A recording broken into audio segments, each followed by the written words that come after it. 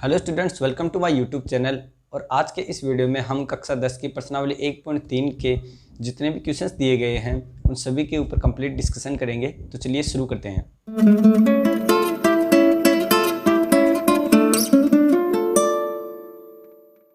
दोस्तों, प्रश्नावली को शुरू करने से पहले मैं आपको एक थ्योरम बता दूं। एक प्रमेय होती है जो आपको याद रखनी है, ठीक है। वो क्या है कि अगर कोई भी संख्या, ठीक है, मानो कि 2 है, वो अगर ए स्क्वायर को विभाजित करता है, यदि संख्या 2 है वो ए स्क्वायर को विभाजित करती है,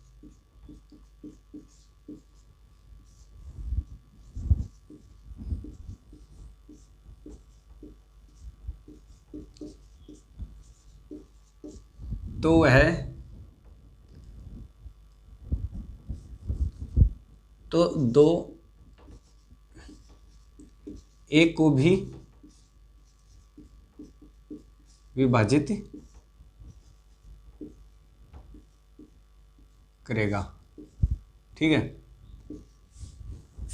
आपको ये याद रखना है कि अगर कोई भी संख्या किसी संख्या के वर्ग को विभाजित करती है तो वो जो संख्या होगी जिसका हमने वर्ग किया है, जैसे ए स्क्वायर को अगर 2 विभाजित करता है तो 2 ए को भी विभाजित करेगा, ठीक है। तो अब हम हमारी जो प्रश्नावली है उसके ऊपर चलते हैं। तो उसका हमें जो पहला क्वेश्चन दिया गया है उसमें दिया गया है कि सिद्ध कीजिए √5 एक अपरिमेय संख्या है। तो सबसे पहले जाने कि परिमेय संख्या और अपरिमेय संख्या की परिभाषा क्या होती है। तो परिमेय संख्या होती है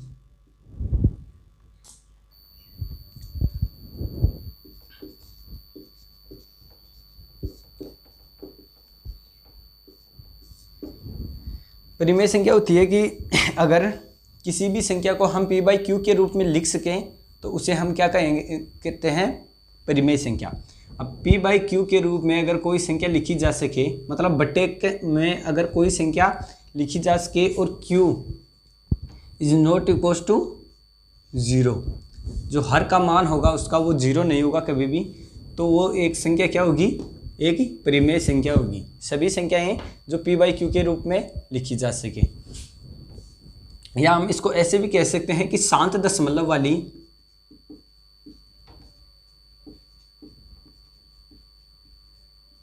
संख्या, शांत दशमलव वाली जो भी संख्याएं होंगी वो क्या होगी, परिमेय संख्याएं होंगी।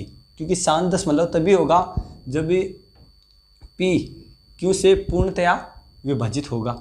अब हम जो पहला क्वेश्चन दिया गया है उसमें हमें पूछा गया है, और जो p/q के रूप में हमें नहीं लिखी जाएगी वो क्या होगी, अपरिमेय संख्या। हमारी जो प्रश्नावली है उसमें पहला क्वेश्चन दिया गया है √5 को हमें अपरिमेय संख्या सिद्ध करना है।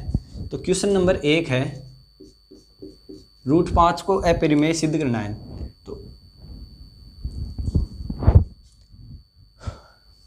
तो इसका मतलब क्या हुआ, हम मानते हैं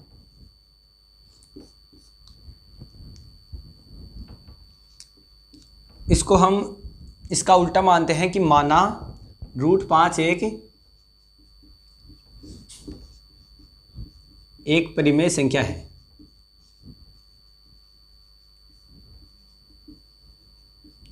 ठीक है। हमने ये माना कि √5 एक परिमेय संख्या है। जैसे कि हम जानते हैं ऊपर वाली जो परिभाषा दी गई है कि परिमेय है, तो परिमेय को हम √5 को p/q के रूप में हम लिख सकेंगे, ठीक है, is equals to p/q, q not equals to 0। अब p/q के रूप में हम इसे लिख सकते हैं, तो हम इसे ऐसे भी लिख सकेंगे कि p is equals to q √5, ठीक है। q को यहाँ पे लेके जाएंगे और इस p को इधर, और इस p को मतलब ये जो बाकी q √5 बच गया उसको एक तरफ कर देंगे। अब हम इसका अगर इसका वर्ग करें, ठीक है, वर्ग करने पर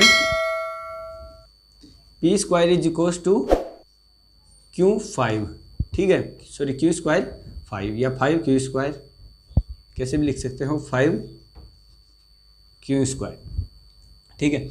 अब इसमें आप देखेंगे तो जो हमने पहले जो थ्योरम की बात की थी उसके अनुसार ये यहाँ पे ऐसे आ जाएगा कि Q square is equal to P square upon 5। ठीक है, इसका मतलब क्या हुआ कि जो पी स्क्वायर है वो 5 से डिविजिबल है। ठीक है, जो पी स्क्वायर होगा वो 5 से डिविजिबल होगा। आगे लिखते हैं, अतः पी स्क्वायर 5 से विभाज्य है। यह विभाजित हो सकता है। अब पी स्क्वायर 5 से विभाजित हो सकता है तो हमारी थ्योरम के अनुसार पी भी 5 से विभाजित होगा।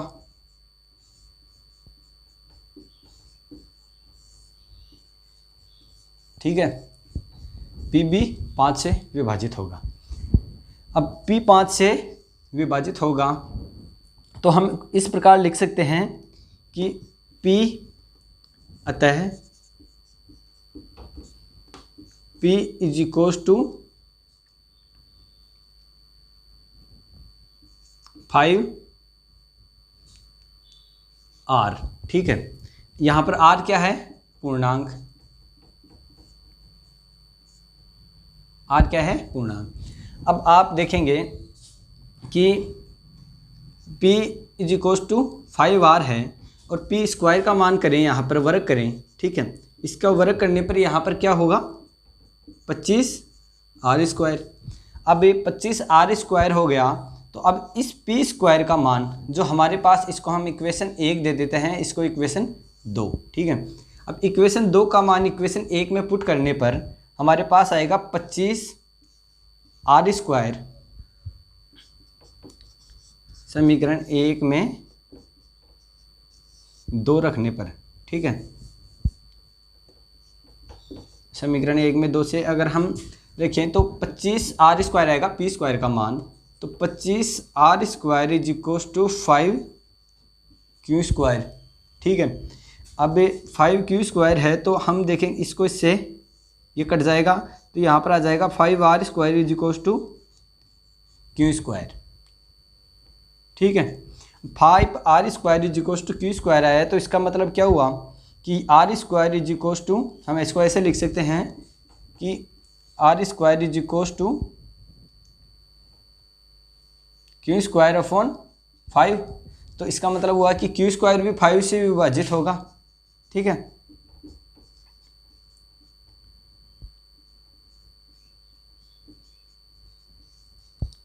पाँच से Q स्क्वायर विभाजित होगा तो सॉरी, हाँ 5 से Q स्क्वायर विभाजित होगा तो Q भी 5 से विभाजित होगा हमारी जो थ्योरम थी उसके अनुसार। ठीक है, अब ये दोनों 5 से विभाजित होंगे तो हमने प्रारंभ में माना था कि √5 एक परिमेय संख्या है, तो हम P/Q के रूप में लिख सकते हैं। P/Q का मतलब हुआ कि P/Q में लिखेंगे तो दोनों सहअभाज्य संख्याएं होनी चाहिए। जैसे कि ऐसे नहीं होना चाहिए 4 और 2, तो ये तो कट गई, ऐसे नहीं, ये होनी चाहिए ऐसे, जैसे 5 और नीचे 3, ये सहअभाज्य हो गई। इन दोनों में एक के सिवाय किसी दूसरी संख्या का भाग नहीं जाता, जैसे 9 और 7, ये भी सहअभाज्य संख्या है। सहअभाज्य संख्या क्या होती है?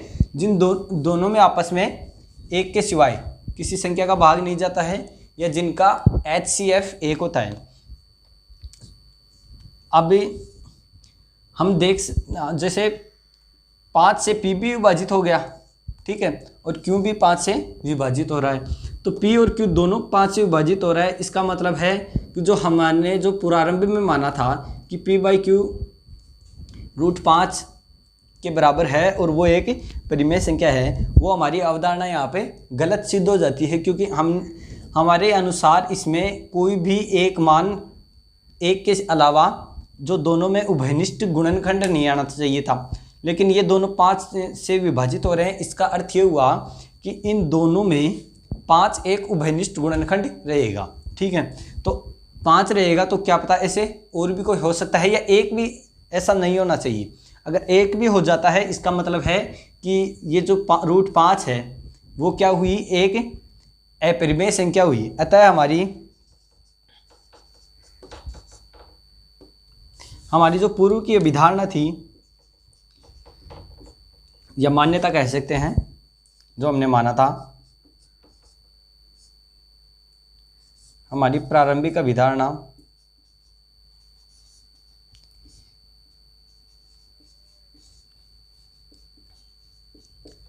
गलत सिद्ध होती है, या मतलब उसका विरोध, अभिधारणा का विरोधाभास होता है।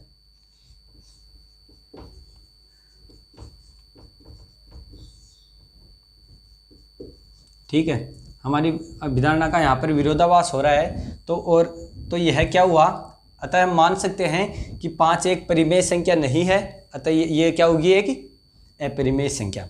तो दोस्तों जो हमारा दूसरा क्वेश्चन दिया गया है उसमें दिया गया है, सिद्ध कीजिए कि 3 + 2√5 एक अपरिमेय संख्या है।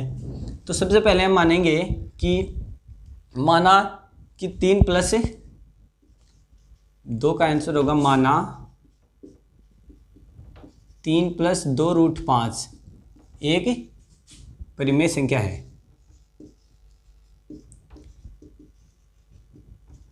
तो हम इसे इस प्रकार लिख सकेंगे कि 3 + 2√5 = p/q। ठीक है, q ≠ 0 है। अब p/q की जगह आप a/b भी मान सकते हैं, कुछ भी x/y भी मान सकते हैं।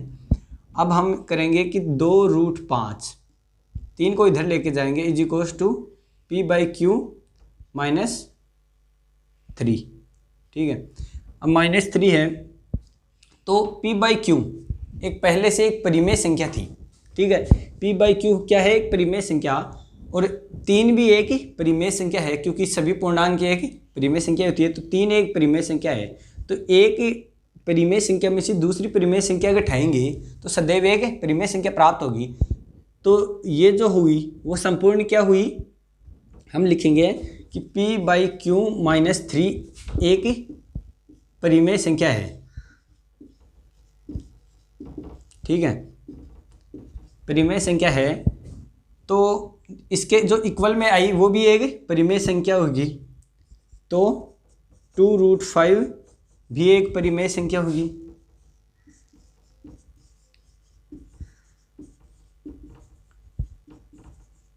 अब ये दोनों परिमेय संख्या हो गई, तो इसका मतलब हुआ जो हमारी पूर्व की मान्यता थी वो गलत सिद्ध हो गई यहाँ पे, कि 3 + 2√5 एक परिमेय संख्या है। ठीक है, तो हम कह सकते हैं कि 3 + 2√5 एक अपरिमेय संख्या है।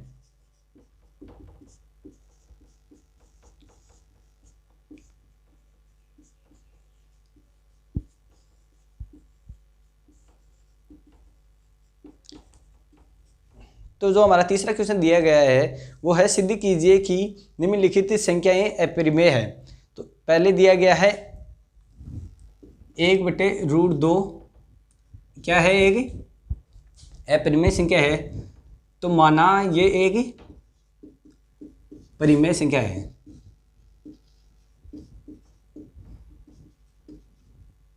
एक परिमेय संख्या है, तो हम इसे p/q के रूप में लिख सकेंगे, तो 1/√2 = p/q। ठीक है, हम इसको अगर हल करेंगे तो ये q इस तरफ आ जाएगा और √2 p इस तरफ आ जाएगा।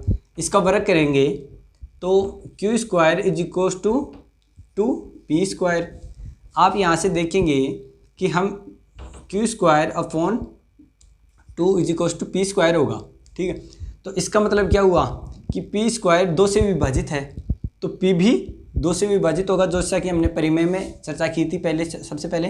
अब इससे यह सिद्ध हुआ कि अतः q 2 से विभाजित है।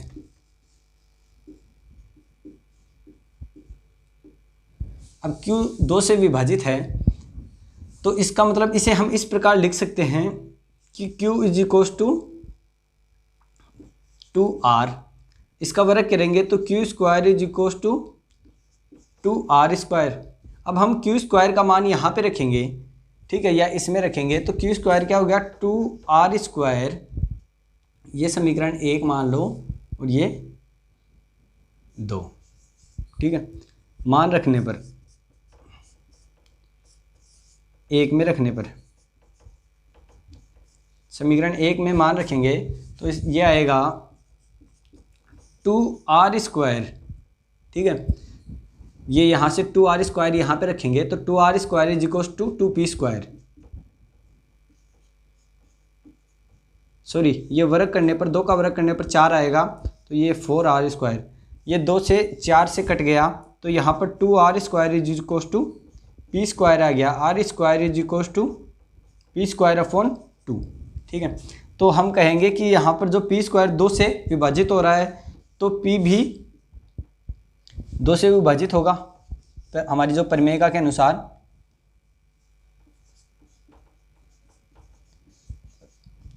और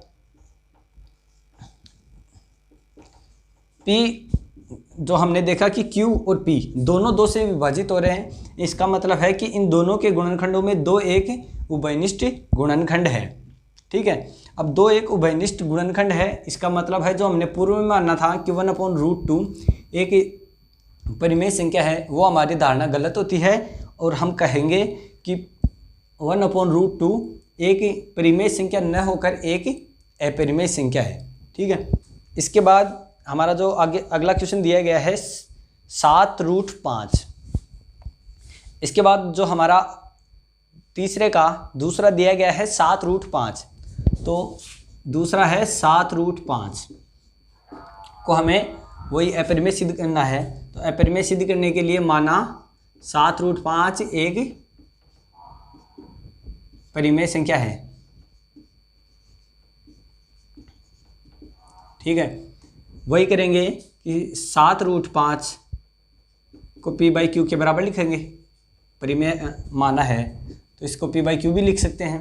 q is not equal to 0 है। अब इसको हल करेंगे तो p इज इक्वल टू 7√5 और ये q।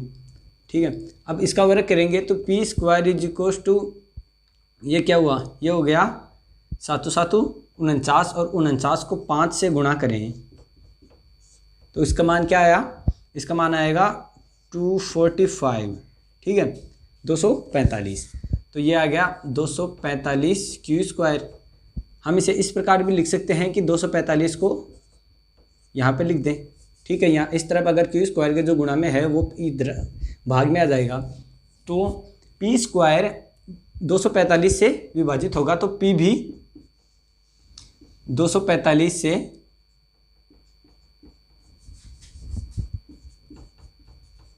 विभाजित है।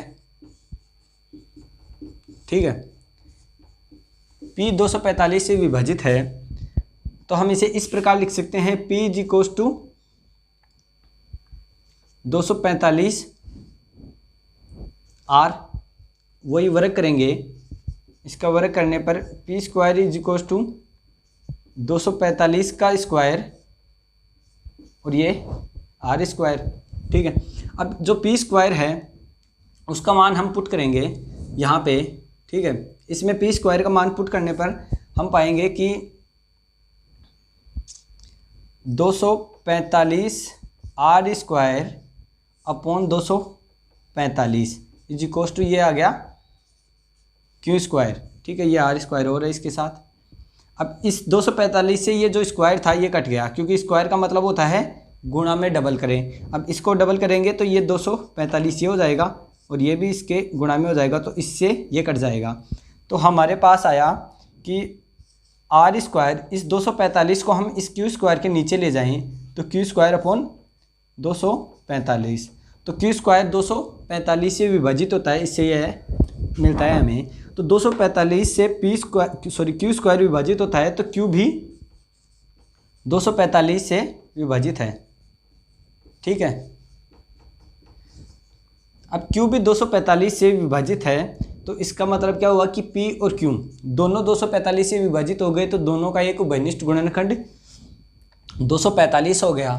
तो इसका मतलब है जो हमने पूर्व में माना था कि P बाई Q के रूप में इन्हें लिखा जा सकता है, वो हमारी मान्यता गलत होती है। और जो माना था कि ये एक परिमेय संख्या है, वो हमारी अभिधारणा गलत हुई। और इसका अतः हम कह सकते हैं कि 7√5 एक परिमेय संख्या न होकर अपरिमेय संख्या है। तीसरा क्वेश्चन डिस्कस करें। सॉरी, ये जो पहले था वो दूसरा था, अब हम करें तीसरे का तीसरा क्वेश्चन। 6 + √2। अब की बार हमें क्या सिद्ध करना है? 6 + √2 एक परिमेय संख्या है, अपरिमेय। तो 6 + √2 माना एक परिमेय है, एक परिमेय संख्या है।